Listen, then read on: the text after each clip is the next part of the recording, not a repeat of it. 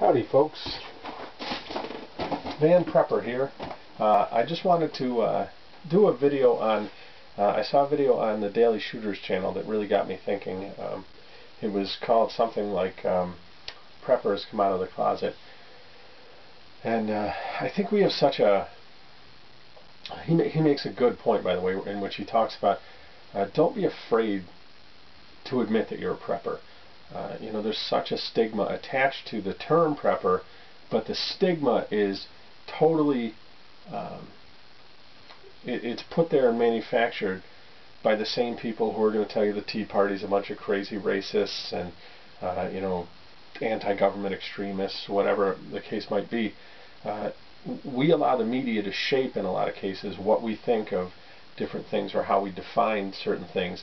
And being a prepper, don't take the people in the show Doomsday Prepper or those kind of shows, because what they do is they go out, the same thing they do anytime you see the media interview a Christian about anything.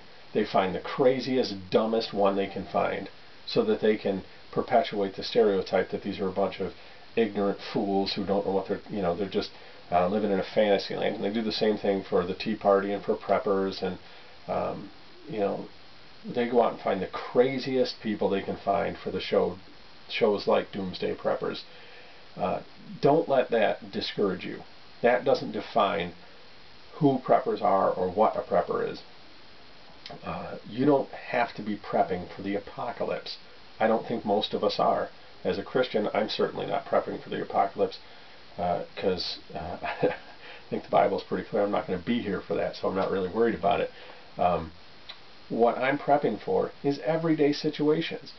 In America, we live in this strange fantasy that we've manufactured for ourselves, where we are somehow insulated from every normal thing that affects people in every other country, in other parts of our own country, that we're somehow insulated from that, and those things won't happen to us.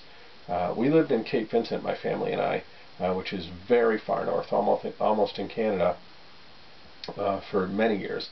And while we were there, we had an ice storm. And the ice storm cut out power. We were without power for, I think, 2.5 days or so. And a lot of people around us were without power for up to 8 days.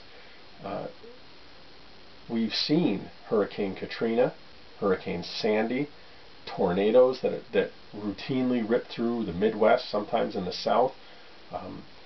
Flooding, whatever the case may be, there are all sorts of things that we can look at around us and say, there are examples of why we should prep, why we should have a minimum of a few days food and water and the ability to protect ourselves on hand in case suddenly you're not getting water out of your tap, or you can't, it's not drinkable. Your heat isn't working. You can't get to a grocery store to get food. You know, whether it's a snowstorm, any kind of natural disaster. These things aren't some crazy out there, you know, insane hypothetical situation. They're very much everyday situations. You see examples in all of those cases.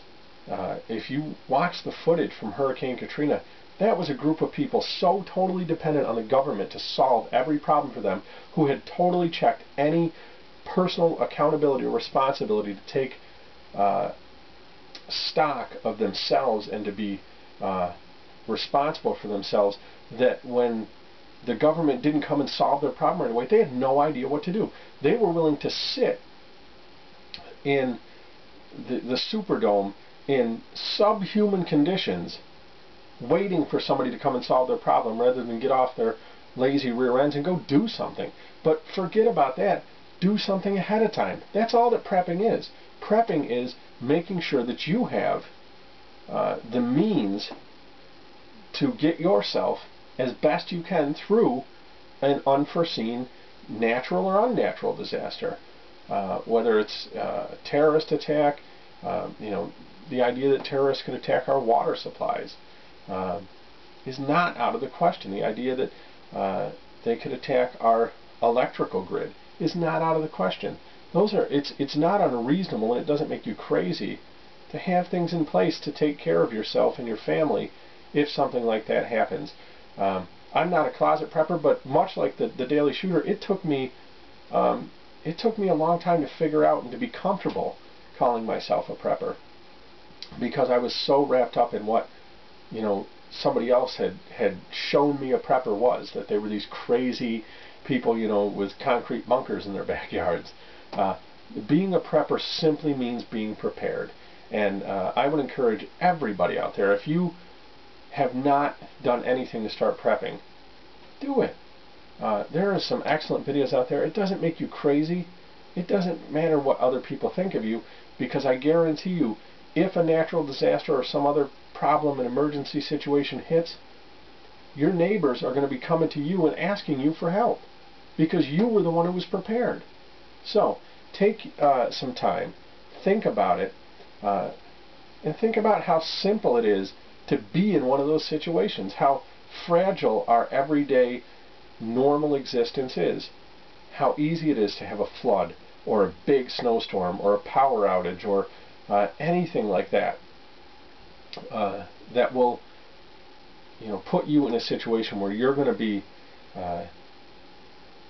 in some trouble or some discomfort if you haven't made plans for that already. Have some food stocked up. Have some water stocked up. I think a good number is 2 gallons per day per person, and you want to have at least a 3-day supply.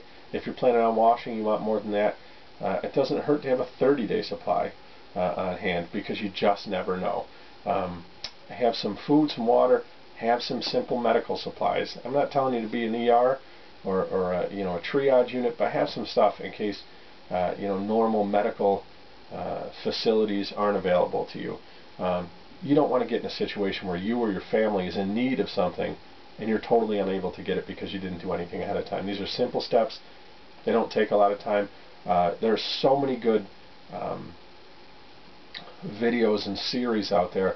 I have a series called The Prepper Minute, but there are so many that are so much better done than me, than the stuff I'm doing on my channel.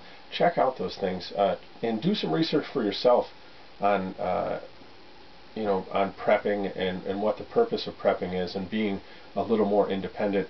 And don't let other people kind of steer you away from that, because they attach the stigma of craziness. I'm crazy probably, but it has nothing to do with being a prepper. I was crazy long before that. So I hope this video helps you guys out, helps some of you guys like the Daily Shooters video did. You know, hopefully, hope this video helps some of you guys kind of get over that stigma and move beyond that. I am Van Prepper. Happy shooting.